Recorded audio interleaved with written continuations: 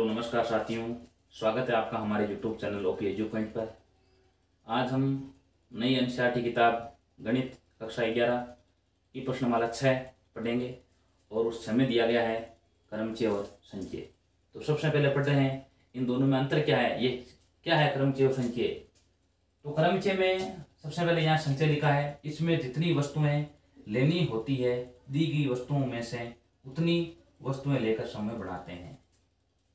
ठीक है, इसमें जितनी वस्तुएं आपको दी गई है उन सारी वस्तुओं को लेकर के समूह बढ़ाते हैं। और इसमें क्रमचय में प्रत्येक समूह की वस्तुओं के संभव विन्यास बनाए जाते हैं, यानी समूह की वस्तुओं के संभव विन्यास, इसमें जितनी वस्तुएं दे रखी है उनका विन्यास बनाया जाता है। और इसमें क्रम को ध्यान में नहीं रखा जाता है, इसमें केवल समूह लेते हैं। इसमें केवल संचय नाम आया हुआ है, इसमें आपको क्रम का ध्यान नहीं रखना है और इसमें क्रम का ध्यान रखा जाता है। तो सूत्र यहाँ पर होगा क्रमचय का NPR बराबर हो जाएगा n का फैक्टोरियल बट्टे n माइनस r का फैक्टोरियल। और संचय का सूत्र होता है NCR बराबर n का फैक्टोरियल बट्टे r का फैक्टोरियल और n माइनस r का फैक्टोरियल। इन दोनों सूत्रों में अंतर एक ही है कि NCR आ चुका है तो यहाँ बट्टा में r और होगा फैक्टोरियल में, और यहाँ पर r नहीं होगा। अब ये क्या चीज, देखो फैक्टोरियल है क्या चीज, मैंने अगर लिख दिया भैया 5 का फैक्टोरियल, इसका मान ज्ञात करो। इसका मान क्या होगा, देखो 5 × 4 × 3 × 2 × 1 कर देते। ठीक है, ये हो जाएगा 20 60 120 हो जाएगा। मैंने कह दिया भाई 1 का फैक्टोरियल का मान क्या होगा, 1 होगा। ठीक है, 6 का फैक्टोरियल हो जाएगा, देखो 6 × 5 × 4 × 3 × 2 × 1 तक। इस प्रकार मान ज्ञात करके किए जाते हैं फैक्टोरियल के। तो सूत्र याद रखना है आपको, क्रमचय में सूत्र यह लगाना है NPR बट्टे n का फैक्टोरियल बट्टे n माइनस r का फैक्टोरियल। और NCR आ गया तो यहाँ पर लगेगा n का फैक्टोरियल बट्टे r का फैक्टोरियल और आगे n माइनस r का फैक्टोरियल। अगर C आ गया तो C में ध्यान रखो r से लगाना फैक्टोरियल में, और P में आपको नहीं लगाना, बट्टा में R में फैक्टोरियल। इस प्रकार आप क्रमचय और संचय को देख सकते हैं। अब आगे हम प्रश्नमाला 7.1 शुरू कर रहे हैं। देखो 7.1, तो 7 ज्यादा बड़ी नहीं है, सरल प्रश्नमाला है, देख सकते हैं। देखो और नई एनसीईआरटी के अनुसार ये 6.1 प्रश्नमाला है। ठीक है, इसका पहला प्रश्न कर रहे हैं। देखो हम अंक 1 2 3 4 5 से कितनी 3 अंकीय संख्याएं बनाई जा सकती है। अंक आपको क्या लेना है, 1 2 3 4 और 5। इतनी संख्याएं लेकर के 1 2 3 4 5 संख्याएं लेकर के 3 अंकीय कितनी संख्याएं बनी जा सकती है। अंकों की पुनरावृत्ति अनुमति हो और पुनरावृत्ति की अनुमति नहीं हो। पुनरावृत्ति क्या होती है, बार बार संख्याएं, जिस प्रकार मैंने संख्या लिख दी, देखो ये 1 2 3, इसमें पुनरावृत्ति वो नहीं है। अगर मैंने 1 1 2 लिख दिया तो यहाँ पुनरावृत्ति हो रही है, ये पुनरावृत्ति नहीं, ऐसा होता है। तो इसमें पहला कहा गया है पुनरावृत्ति की अनुमति नहीं हो और दूसरे का अनुमति हो। अगर अनुमति नहीं हो तो क्या होता है, देखो अंकों की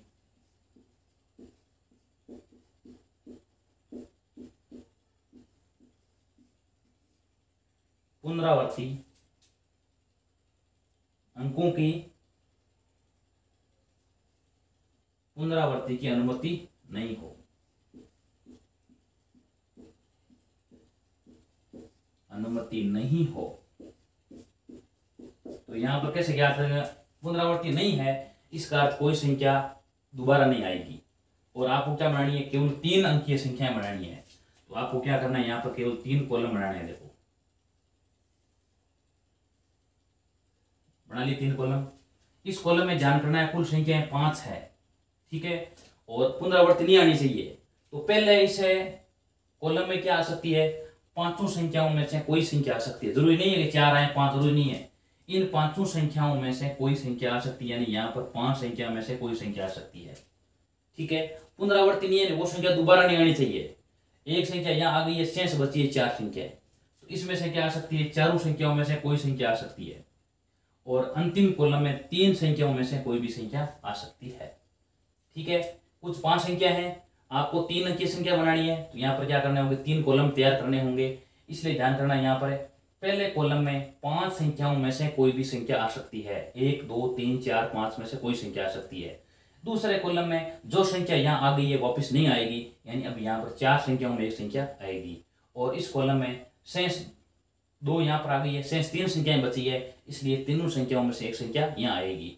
इस प्रकार 5 4 और 3, तो इसका आंसर आ जाएगा 5 × 4 × 3, यानी उत्तर आ गई इसके 60। ये इसका आंसर है।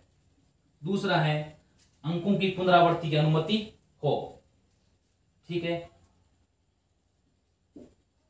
अंकों की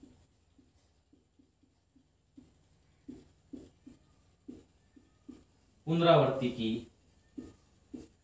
अनुमति हो तो क्या होगा, देखो अनुमति हो, अनुमति होने पर आपको वही 3 कॉलम तैयार करने हैं। देखो 3 कॉलम तैयार कर लिए।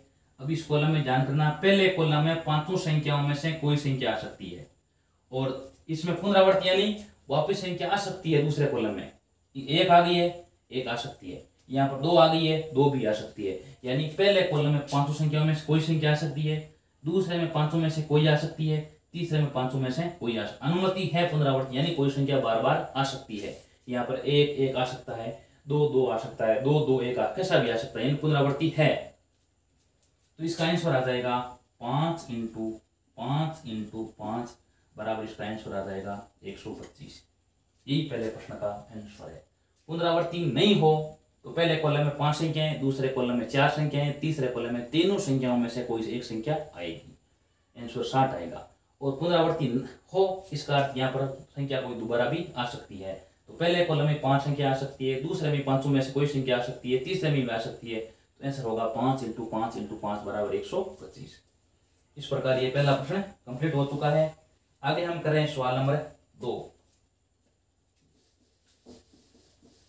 2 में क्या दिया गया है, अंक 1 2 3 4 5 6 लेकर के अंक 1 2 3 4 5 और 6 कितनी 3 अंकीय सम संख्याएं बनी जा सकती है यदि अंकों की पुनरावृत्ति की जा सकती है। अगली बार पुनरावृत्ति अंकों की हो सकती है तो आपको क्या करना है, केवल 3 कॉलम 3 अंकीय संख्या बनानी है। देखो 3 अंकीय संख्याएं बनानी है, और वो संख्या क्या होनी चाहिए, केवल सम संख्याएं होनी चाहिए। अब आपको ध्यान होना, सम संख्या किसे कहते हैं, जिस संख्या का इकाई अंक क्या होना चाहिए, 2 से भाज्य है, वही सम संख्या इकाई अंक 2 से भाज्य होना चाहिए। यानी यहाँ पर संख्या देखो 0 आ सकती है, 2 आ सकती है, 4 से 8 ऐसी संख्या होती। तो यहाँ पर संख्या आपके सामने कितनी संख्या है, 6 संख्या है।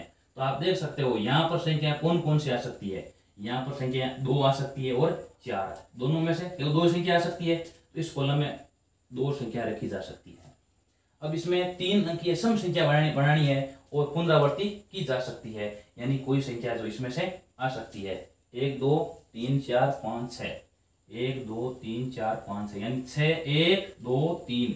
यहाँ पर तीनों संख्याओं में से कोई संख्या, अगर यहाँ पर 2 आ जाए ना तभी वो सम संख्या होगी, 4 आ जाए तभी सम संख्या होगी, 6 आ जाए तभी सम संख्या होगी। यानी यहाँ पर तीनों संख्याओं में से कोई एक संख्या आ सकती है, इसलिए तभी वो संख्या सम संख्या बनेगी। अब कह रखा है पुनरावृत्ति अंकों की हो, पुनरावृत्ति हो सकती है यानी कोई संख्या बार बार आ सकती है। अब यहाँ पर देखो, तो अब देखो पहले कॉलम में क्या होगी, कुल 6 संख्याएं आ सकती है, यानी कुल संख्या 6 है। और पुनरावृत्ति की बात नहीं करता ना, तब यहाँ पर एक संख्या यहाँ आ जाती, शेष बचती 5, तब यहाँ पर 5 लिखते, 5 लिखते, 4 लिखते। पुनरावृत्ति की जा सकती है, इसलिए एक संख्या यहाँ सम संख्या तो यहाँ क्या आएगी, 2 4 6 इनमें से आएगी। और अब कुल संख्या 6 है तो पहले कॉलम में संख्या 6 में से कोई आ सकती है, दूसरे कॉलम में 6 में से कोई आ सकती है, क्योंकि पुनरावृत्ति कहा गया पुनरावृत्ति हो सकती है। अगर ये लिखता पुनरावृत्ति नहीं हो सकती है तो यहाँ पर 3 लिखते। अब यहाँ पर एक तीनों में से एक संख्या आ जाती, शेष बचती 5, तो यहाँ 5 लिखते और यहाँ 4 लिखते, उत्तर 5 × 4 × 3। लेकिन पुनरावृत्ति हो सकती है, इसलिए यहाँ पर पहले कॉलम में 6, दूसरे में 6 और तीसरे में सम संख्या तभी बनेगी जब इसका इकाई क्या हो, 2 हो, 4 और 6 हो। तो इसका आंसर क्या आ जाएगा, 6 × 3 बराबर उत्तर आ जाएगा इसका 108। ये इसका आंसर है। आगे दे रखा है अंग्रेजी वर्णमाला के प्रथम 10 अक्षरों से कितने 4 अंक के अक्षर कोड बनाए जा सकते हैं यदि अक्षर की पुनरावृत्ति नहीं हो। अंग्रेजी वर्णमाला के प्रथम 10 अक्षरों से क्या करना, आपको 4 अक्षर के कोड बनाने हैं, यानी 4 अंक का कोड बनाना है। तो इसमें भी क्या करना होगा, देखो आपको 4 कॉलम बनाने होंगे। देखो 4 कॉलम बना लिए, 4 कॉलम। अब इसमें क्या कह रखा है, पुनरावृत्ति नहीं होनी चाहिए, बस पुनरावृत्ति नहीं होनी चाहिए, इसलिए ध्यान करना है। हमारे पास में कुल 10 अंक है, तो इसमें से पहले कॉलम में 10 में से 1 अंक आएगा, आ गया। पुनरावृत्ति नहीं हो सकती है, इसलिए वापस दोबारा नहीं आएगा। तो यहाँ 9 में से 1 अंक आएगा, यहाँ 8 में से अंक 1 आएगा, और यहाँ 7 में से अंक आ जाएगा। अगर कहता पुनरावृत्ति हो सकती है, तो पहले में 10 होगा, दूसरे में 10 होगा, तीसरे में 10 होगा, चौथे में 10 होगा। तो इसका आंसर आ जाएगा 10 × 9 × 8 × 7। इसका आंसर क्या आ जाएगा, आंसर इसका आ जाएगा 5040। यही इसका आंसर है। ठीक है, इस प्रकार आप आराम से कर सकते हो। प्रश्न में आ जाता है पुनरावृत्ति हो सकती है, तो पहले कॉलम में 10, दूसरे में 10, तीसरे में 10 और चौथे में 10। इसमें पुनरावृत्ति नहीं की बात की गई है, इसलिए पहले में 10, दूसरे में 9 में से अंक 1 आएगा, तीसरे में 8 में से अंक 1 आएगा, तो चौथे में 7 में से 1 अंक आएगा। तो 10 × 9 × 8 × 7 उत्तर आ जाएगा 5040। आगे वाला कर रहे हैं सवाल नंबर 4। 0 से लेकर 9 तक अंकों का प्रयोग करके 5 अंकीय संख्या बनानी है आपको। यानी सवाल नंबर 4 है 0, 1, 2, 3, 4, 5, 6, 7, 8, 9, यानी कुल ये 10 अंक है।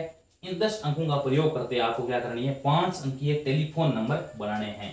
यानी 5 अंकीय, 5 खाने बना लो आप, 1 खाना, 2 खाना, 3 खाना, 4 खाना और 5 खाना। अब इसमें टेलीफोन नंबर बनाए जा सकते हैं यदि प्रत्येक नंबर कहाँ से प्रारंभ हो, 67 से प्रारंभ होते हैं, और कोई भी अंक एक बार से अधिक नहीं आना चाहिए। ध्यान करना, अंक शुरू कहाँ से होना चाहिए, शुरू होना चाहिए 67 से, यानी पहले में यहाँ 6 आना चाहिए, दूसरे में 7 आना चाहिए। ठीक है, अब एक बात ध्यान करने की है, यहाँ कुल 10 अंक है, 10 अंकों में से 2 अंक यहाँ आ चुके हैं, शेष बचे 8 अंक बचे। तो इसमें से क्या होगा, इसमें से 8 में से कोई एक अंक आएगा। देखो यहाँ पर क्या आएगा, देखो यहाँ पर पहला अंक 6 आ रहा है, दूसरा 7 आ रहा है, तो यहाँ पर क्या होगा, 8 में से अंक 1 आएगा, यहाँ 7 में से अंक 1 आएगा, और यहाँ 6 में से अंक 1 आएगा। पुनरावृत्ति होती तो क्या लिखते, देखो यहाँ पर भी 10 हो जाता, यहाँ 10 लिखते, यहाँ पर भी 10 लिखते। ठीक है ना, पुनरावृत्ति बात की नहीं कि पुनरावृत्ति नहीं होनी चाहिए, इसलिए देखो 2 अंक यहाँ आ चुके हैं, 10 में से 2 गए, 8 रहे। अब इस कॉलम में 8 में से 1 अंक आएगा, इस कॉलम में 7 में से अंक 1 आएगा, इसमें से 6 में से अंक आएगा। यानी 8, यहाँ पर 7 क्यों आ रहा है, क्योंकि 1 अंक 3 अंक आ चुके हैं। देखो ये पहले 1 अंक आ गया, दूसरा अंक आ गया, और तीसरा, यहाँ देखो 6 7 तो फिक्स है, और बाकी 8 में से 1, यहाँ 3 अंक आ गए, देखो शेष बचे 7, तो इसमें 7 में से अंक 1 आएगा। ठीक है, शेष 6 बचे, तो 6 में से अंक 1 आएगा। अब इसका आंसर क्या होगा, देखो इस कॉलम में आपको ध्यान में केवल एक संख्या 6 आएगी, इस कॉलम में केवल 7 संख्या 1 आएगी, इसमें से 8 में से एक संख्या आएगी, इसमें 7 में संख्या आएगा, इसमें 6। उत्तर क्या आ जाएगा, देखो 8 × 7 × 6, यानी उत्तर आ जाएगा इसका 336। ये इस प्रश्न का आंसर है। ये सवाल नंबर 4 कंप्लीट हो चुका है।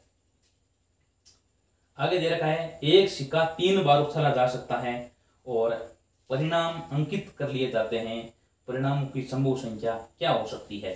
अब जब 3 सिक्के उछाले जा सकते हैं 3 बार, कुल कितने परिणाम होंगे, इनके 8 बार परिणाम हो सकते हैं।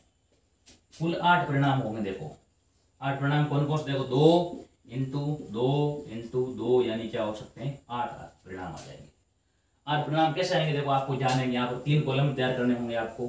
अब 3 कॉलम में से, अब यहाँ पर जैसे 3 सिक्के पड़े हैं, तो 3 सिक्कों में देखो पहले में चित्तपट दोनों में से कोई एक आ सकता है, यही दूसरे में आ सकता है चित्तियापट दोनों में से, या अगर चित्तियापट तो आ जाएंगे 2 × 2 × 2, यानी उत्तर क्या आ जाएगा इसका 8 आंसर आ रहा है। अब यहाँ पर कौन कौन से परिणाम 8 आते हैं, देखो देख सकते हैं कि पहला परिणाम ये, यानी तीनों बार पट तीनों बार चित्त। उसके बाद में पहली बार पट और बाकी 2 में चित्त, पहली 2 बार पट 1 में चित्त, पहली बार में चित्त बाकी 2 में पट, पहली 2 बार में चित्त 1 में पट। कितने बार से हैं, देखो 2, 4 और 6, शेष बचा है 2।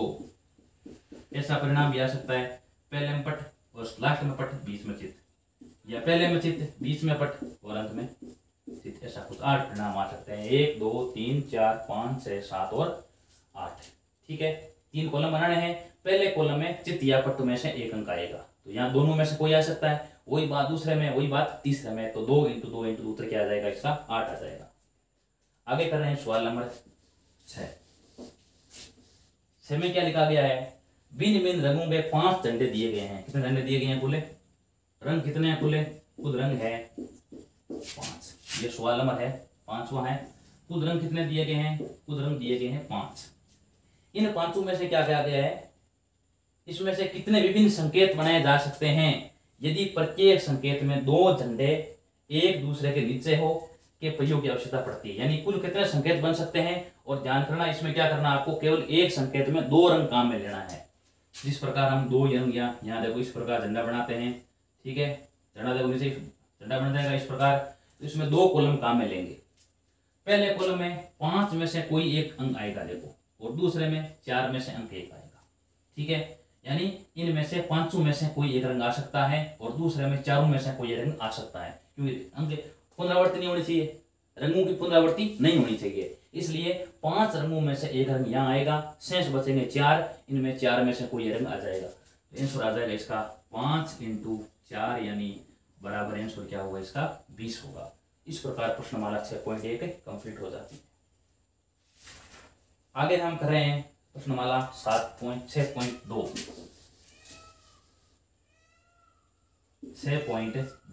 6.2 का पहला प्रश्न क्या दे रखा है, मान ज्ञात करो। किसका मान ज्ञात करना है, सबसे पहले 8 का फैक्टोरियल का मान ज्ञात करना है। तो उत्तर आ जाएगा 8 × 7 × 6 × 5 × 4 × 3 × 2 × 1, इनको गुणा करना है। इसका उत्तर आ जाएगा 40 32 0 40 32 0। यानी इन सभी संख्याओं को गुणा करेंगे, वो किसका मान होगा, 8 के फैक्टोरियल का मान होगा। उसके बाद में आगे है 4 का फैक्टोरियल - 3 का फैक्टोरियल, 4 का फैक्टोरियल - 3 का फैक्टोरियल।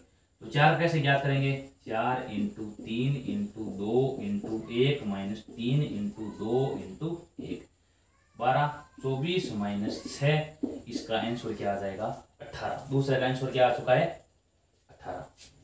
अब उसके बाद में प्रश्न नंबर 2 क्या दे रखा है, क्या 2 में दे रखा है 3 का फैक्टोरियल + 4 का फैक्टोरियल बराबर में है 7 का फैक्टोरियल। अब आपको यहाँ पर देखना है बराबर है या नहीं है, कौन कौन सा, 3 का फैक्टोरियल और 7 का फैक्टोरियल दोनों आपस में बराबर है या नहीं है। तो हम यहाँ पर पहले कैसे याद करेंगे, देखो पहले दोनों इसका मान ज्ञात करना, इसका मान ज्ञात कर लेते बाद में। तो पहले 3 का फैक्टोरियल + 4 का फैक्टोरियल, इसका मान आ जाएगा देखो 3 × 2 × 1 + 4 × 3 × 2 × 1, 3 को 2 से यहाँ पर 6 आ जाएगा, 12 24, यानी यहाँ पर मान क्या आ रहा है देखो 30 आ रहा है। यानी 3 का फैक्टोरियल + 4 का फैक्टोरियल, इसका मान क्या आ जाएगा 30 आ रहा है। और उसके बाद बराबर नीचे क्या लिखा देखो 7 का फैक्टोरियल, इसका मान ज्ञात करेंगे, यानी 7 × 6 × 5 × 4 × 3 × 2 × 1, इसका आंसर आ जाएगा 5040। दोनों बराबर नहीं है, इसका अर्थ क्या है, 3 का फैक्टोरियल + 4 का फैक्टोरियल नॉट इक्वल 7 का फैक्टोरियल, यानी दोनों आपस में बराबर नहीं है। आगे क्या, आगे सवाल नंबर 3 दे रखा है, इसका मान ज्ञात करना। आगे हमें 3 में निकालना है 8 का फैक्टोरियल बट्टे 6 का फैक्टोरियल × 2 का फैक्टोरियल, इसका मान ज्ञात कीजिए। इसका मान हम कैसे ज्ञात करेंगे, कर सकते हैं, देखो सबसे पहले यहाँ पर 8 देखा तो 8 को लिख दो 8 × 7 × 6 का फैक्टोरियल। यहाँ पर मैंने क्यों लिखा ऐसा, क्योंकि यहाँ बट्टा में ये 6 दिया, इसलिए 6 तक लिख दिया मैंने। और यहाँ 6 को अपने जगह लिख दो और 2 को लिख दो 2 × 1। अब दोनों आपस में क्या कट जाएंगे, 8 में 2 का भाग जाएगा 4 बार, उत्तर क्या आ जाएगा इसका 28। उत्तर क्या आ रहा है 28, ये इसका आंसर है। तो 8 को क्या लिखोगे, 8 का फैक्टोरियल है, इसको आप लिखो 8 × 7 × 6 का फैक्टोरियल और बट्टे 6 अपनी जगह लिख दो, 2 को लिख 2 × 1, 6 से 6 कट गया और 8 में 2 का भाग 4 बार जाएगा, उत्तर आ जाएगा इसका 28। ये इस तीसरे का आंसर है। आगे हम सवाल नंबर कर रहे हैं 4 में क्या लिखा है देखो, 1/6 का फैक्टोरियल 1/7 का फैक्टोरियल बराबर x/8 का फैक्टोरियल। तो x का मान क्या होगा, तो x का मान है, यानी यहां पर हमें x का मान ज्ञात करना है। तो यहां पर क्या लिखेंगे, इसको अपनी जगह लिख दो, इसको आप लिख दो 7 × 6 का फैक्टोरियल, ठीक है। उसके बाद में 8 को लिख दो आप 8 × 7 × 6 का फैक्टोरियल। अब यहां पर देखो बाहर कॉमन क्या आएगा, 6 का 1/6 का फैक्टोरियल कॉमन आ गया है। शेष बचेगा यहाँ तो 1 बचेगा, यहाँ बचेगा 1/7 और यहाँ बचेगा x/56 × 6 का फैक्टोरियल। अब यहाँ पर ये भाग में या गुणा में चला जाएगा, इसलिए ये दोनों आपस में क्या हो जाएंगे, कट जाएंगे। इनका लघुत्तम क्या आएगा, लघुत्तम आएगा इनका 7। यहाँ आ जाएगा 7 + 1 बराबर में x/56, ठीक है। 8 × 56 यहाँ भाग में गुणा में चला जाएगा, बट्टे लिख दो 7 बराबर में x। अब 56 में 7 का भाग जाएगा 8 बार, x का मान क्या आ चुका है, 56 आ चुका है। यही इसका आंसर, 8 का मान आ चुका है 64। 8 को 8 से गुणा किया 64, यही इस x का मान है।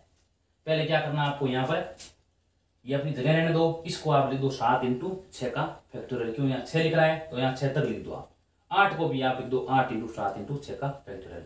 अब इनमें 1/6 का फैक्टोरियल कॉमन आ गया है, यहाँ बचेगा 1 + 1/7 और यहाँ आ गया x/56 × 6 का फैक्टोरियल। अब यहाँ पर ये भाग में या गुणा में चला जाएगा, ऊपर गुणा वाला भाग में जाता है पक्षांतरण में और भाग वाला गुणा में चला जाता है, ठीक है। इसलिए यहाँ पर क्या हो जाएगा, ये कैंसिल हो जाएगा, यहाँ प्लस में आएगा कट जाएगा। यहाँ लघुत्तम 7 आएगा तो ये 8 × यहाँ 56 भाग में गुणा में रख दिया और बटे 7, इसका आंसर आ गया है 64। आगे सवाल कर रहे हैं, सवाल नंबर है इसका 5। 5 में क्या दे रखा है, n का फैक्टोरियल बट्टे n - r का फैक्टोरियल का मान लिखिए। यदि पहले में क्या दे रखा है आपको, n का मान दे रखा है 6 और r का मान दे रखा है 2। अब n का मान आपको 6 रख देना है, r का मान 2 रख देना है। तो यहाँ पहले आ जाएगा 6 का फैक्टोरियल बट्टे 6 - 2 का फैक्टोरियल। इसका आंसर आएगा 6/4 का फैक्टोरियल। 6 का फैक्टोरियल बट्टे 4 का फैक्टोरियल और 6 को लिख दो 6 × 5 × 4 का फैक्टोरियल बट्टे 4 का फैक्टोरियल, कट गया। इसका आंसर आ जाएगा 30, ये इसका आंसर है। दूसरा कर रहे हैं, देखो इसका दूसरे में दे रखा है n बराबर 9 दे रखा है और r बराबर दे रखा है 5। तो यहाँ पर मान रखेंगे, तो यहाँ देखो पहले 9, तो यहाँ हो जाएगा 9 का फैक्टोरियल बट्टे 9 - 5 का फैक्टोरियल। तो 9 का फैक्टोरियल बट्टे 9 - 5, 4 का फैक्टोरियल, उत्तर आ जाएगा 9 × 8 × 7 × 6 × 5 × 4 का फैक्टोरियल बट्टे 4 का फैक्टोरियल।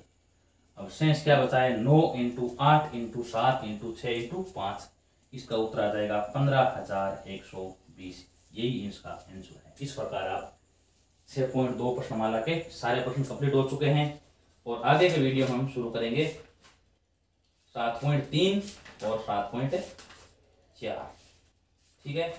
और यदि आपको वीडियो अच्छा लगा तो वीडियो को आप लाइक कीजिए, शेयर कीजिए, कमेंट कीजिए और इस चैनल को सब्सक्राइब कीजिए। धन्यवाद।